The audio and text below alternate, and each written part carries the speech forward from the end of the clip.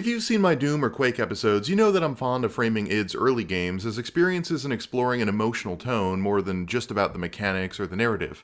But after Quake 3, that tradition began to kind of fall apart. The collage of ideas that somehow formed a cohesive id aesthetic fell away, and games like Doom 3 and Rage felt far more conventional in structure, tone, and narrative focus. If I had a larger, more competent staff and bigger budget, even these few accidents could have been avoided. I'm afraid you'll get nothing more until my report is filed with the board. And I think a lot of this stems from the loss of abstraction. Doom 3's base had break rooms and laboratories and airlocks and soda machines. Doom just had you standing in what could only be described as a space that hinted at industrial machinery, tortured organic surfaces, and sci-fi future equipment. Older id shooters didn't have characters or story arcs. There was only a low-level texture that kicked at certain gut emotions, with iconography signposting a loose sense of context and reason for those emotions. And eventually we took those pixelated corridors and cast an HD light upon them, replacing a vague sense of tone with a high-fidelity replica that no longer asked us to fill in the blanks ourselves. But that sort of lo-fi aesthetic lives on in smaller games, like In the Kingdom.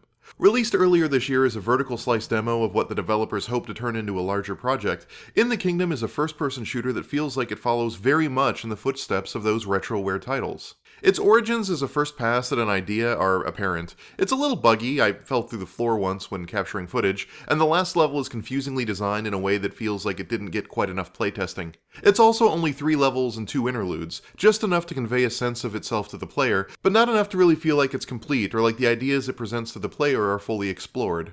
Still, as far as a proof of concept, it works really well, and it should come as no surprise, given my predilection for this sort of thing, that I kind of love it.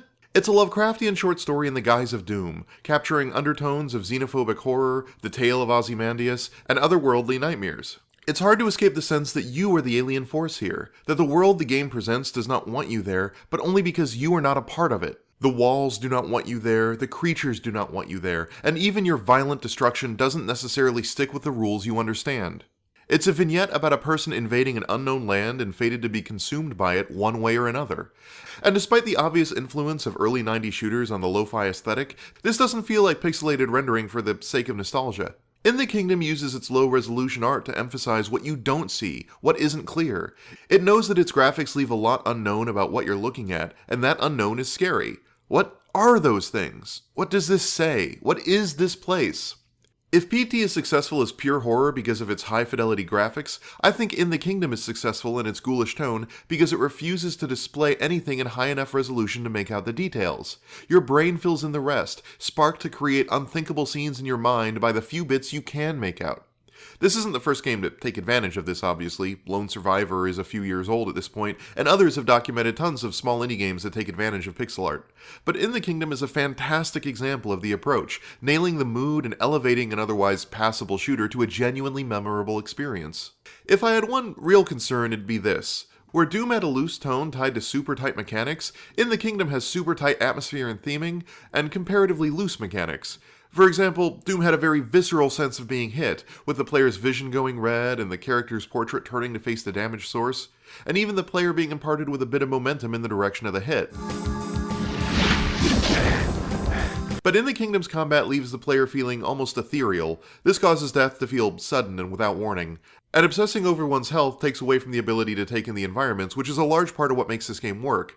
The combat is at its best early on, when monsters attack and you can just barely make headway with a pistol. It leaves the player feeling capable yet still vulnerable, a human force railing against everything it finds alien but doomed to fail.